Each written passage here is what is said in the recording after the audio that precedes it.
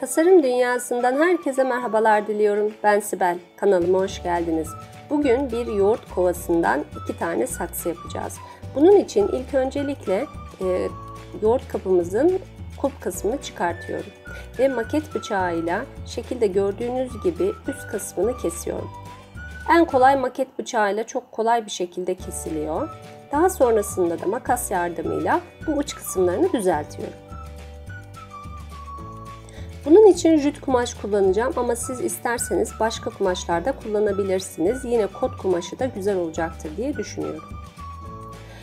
Kenarlarına uygun şekilde boyutlarını kestikten sonra silikonla yoğurt kovamın üzerine kumaşımı yapıştırıyorum.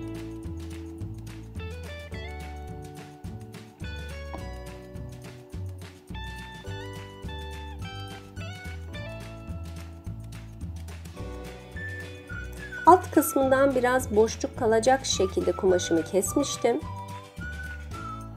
Tam boyutunda kesmedim. Alt kısmında biraz boşluk ama üst kısmını sıfır olacak şekilde yapıştırıyorum. Alt kısmında ise 1-1,5 santim kadar bir kumaşımın fazlalığı var.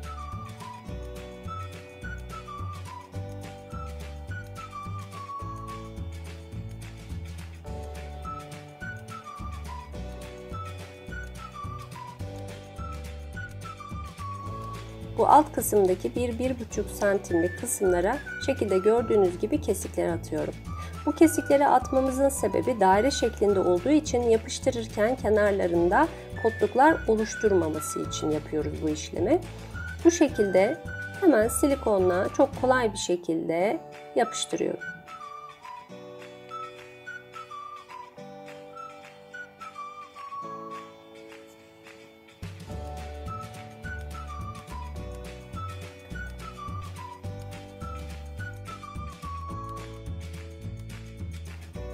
Kenarlarını yapıştırdıktan sonra daire şeklindeki kestiğim yine jüt kumaşımı da üzerine silikonla yapıştırıyorum.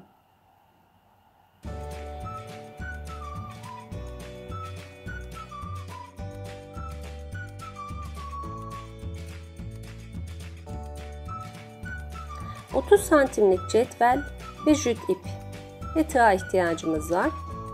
Kenarlarının süsümü ben kendim yapacağım ama siz hazır püsküllerden, hazır şeritlerden, bu tarz bordürlerden de yararlanabilirsiniz.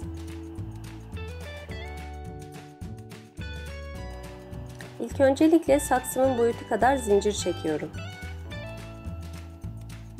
Daha sonrasında ise bu cetvelimizin 30 santimlik uzunluğundaki 30 santim uzunluğundaki cetvelimize şekilde gördüğünüz gibi ipimi geçirerek zincirler çekiyorum. Uç kısmına getiriyorum ki daha rahat bu şekilde zincirlerimi oluşturabileyim diye.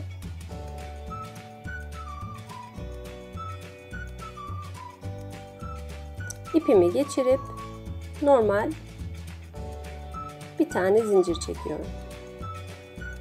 Daha sonra yandaki zincirler çekmiştik alt zeminde, yandaki zincirimin üzerine geliyorum ve yine aynı şekilde ipimi cetvelin etrafına dolayarak tekrar zincir çekiyorum.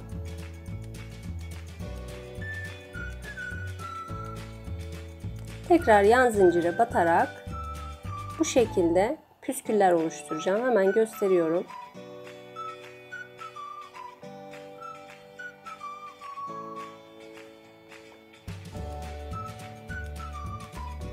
Cetvelimizden hemen çıkartmayıp bu şekilde birkaç tane yapıp ondan sonra çıkarırsanız işleminiz daha kolay olmuş olur. Zincirimi çekiyorum ve yandaki zincirime sık iğne ile bağlıyorum.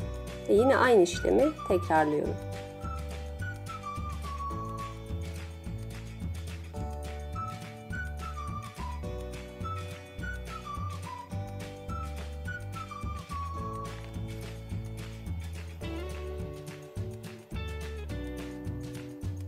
Püskülümüz hazır.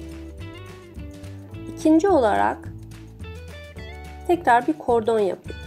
Bu kordon yapımını ben daha önceki videolarımda göstermiştim. 6 farklı kordon yapımında yine bu Anklez, bunun ismi Anklez yapımı, yapımını ayrıntılı bir şekilde bulabilirsiniz. Bunun için 3 tane zincir çektim ve ilk zincire sık iğne ile bağlıyorum. Geri dönüp oradaki 2 tane olan kısmın içine batıp sık iğne yapıyorum. Aslında anklez yapımı sık iğne, fakat elimizle döndürerek yapıyoruz. Sürekli döndürme işlemini yapmamız lazım. Dediğim gibi ayrıntılı bir şekilde izlemek isterseniz anklez yapımı videomu seyredebilirsiniz. Ya da yapmayıp yine bunu da hazır şekilde, hazır kordonlar satılıyor. Bu hazır kordonlardan alıp bunları da kullanabilirsiniz.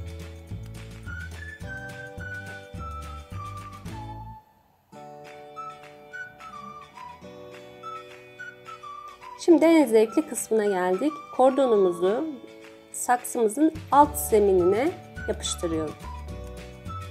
Yine bunu da silikon yardımıyla yapıyorum.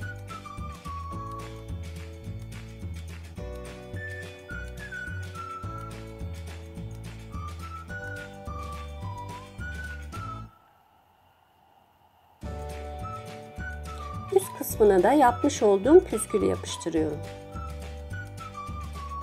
Siz isterseniz bütün her tarafını bu püsküllerle de kaplayabilirsiniz. Evet, birinci projemiz hazır. Şimdi sıra geldi ikinci projemize. Biraz önce yoğurt helkemizin bu kısmını kesmiştik. Bu da yoğurt helkemizin kapağı. Şimdi ikisini kullanarak ikinci saksımızı yapacağız. Bunun için normalde kapağı nasıl kapatıyorsak yine aynı şekilde kapatacağız. Fakat bu sefer daha sağlam olması için silikondan yararlanıyorum ve kapağımı kapatıyorum.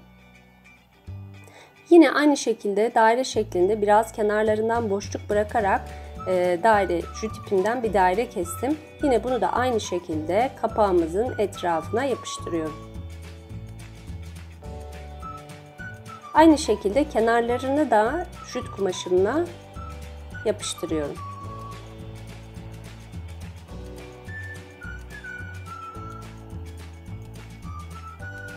Şimdi çöp şişlerimiz var. Bu çöp şişlerimizi kenarlarına silikon yardımıyla yapıştıracağım. Benim gibi acele etmeyin. Biraz silikonun kuruyup yapışmasını bekleyin. Yoksa bu şekilde gördüğünüz gibi sağa sola gidebiliyor. Birazcık 1-2 saniye beklemenizde fayda var. Düzgün yapışabilmesi için. Bütün çöp şişlerimi yapıştırdım. Yine burada ben jüt ip kullanıyorum ama siz isterseniz farklı iplikler de kullanabilirsiniz. Ya da halat kullanabilirsiniz. Ya da kumaş parçalarını şeritler halinde kesip bu kumaş parçalarıyla da yine aynı şekilde bu işlemi yapabilirsiniz. İlk öncelikle ipimi bağlıyorum.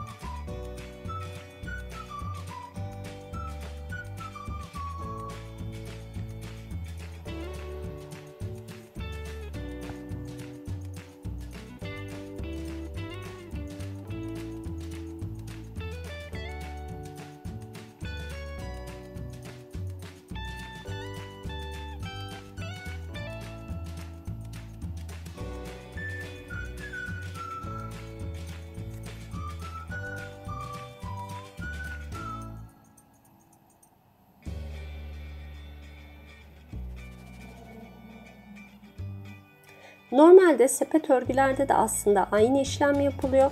İpimizi bu yapıştırmış olduğumuz bu çöp şişlerden bir önden geçiriyorum, bir arkadan. Önden geçiriyorum. Sıradaki yere geldiğimde ipimi arkasından geçiriyorum. Aslında buradaki yaptığımız tek işlem bu. Bir önden, bir arkadan ipimizi geçirerek devam ediyorum. İkinci sıraya geldiğimizde ise önden geçirdiklerimizi arkadan, arkadan geçirdiklerimizi önden geçirmemiz lazım. Yani her seferinde önden geçirmeyeceğiz. Bir önden, bir arkadan. Bu şekilde sepet örgümüzü örüyoruz. Ben iç kısmına bir tane daha yoğurt helkesi koydum ama siz isterseniz koymadan da ilerleyebilirsiniz. Saksımın daha düzgün olması için ben bir tane daha yoğurt helkesi içerisine koydum. Dediğim gibi siz koymadan da bu şekilde ilerleyebilirsiniz. Şimdi kenarlarındaki bu fazlalıkları kesmek istiyorum çünkü çok uzun bir şekilde saksımız olacak aksi halde. Hemen kenarlarındakileri makasla kesiyorum.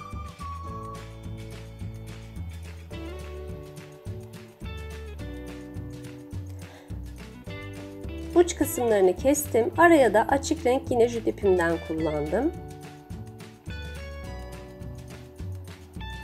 Biraz önce dairemizi keserken, yani alt zemine yapıştırdığımız jüt kumaşı keserken bu şekilde bir parçamız artmıştı. Bu parçayı da atmıyorum ve tekrar yine aynı şekilde üst kısmına silikonla yapıştırıyorum. 6 tane 1,5 metre uzunluğunda ipimi aldım ve saç örgüsü şeklinde örüyorum.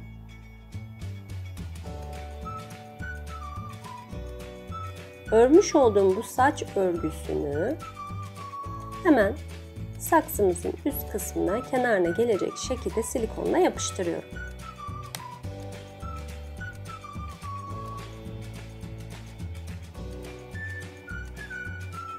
Aynı şeyi alt taban içinde yapıyorum.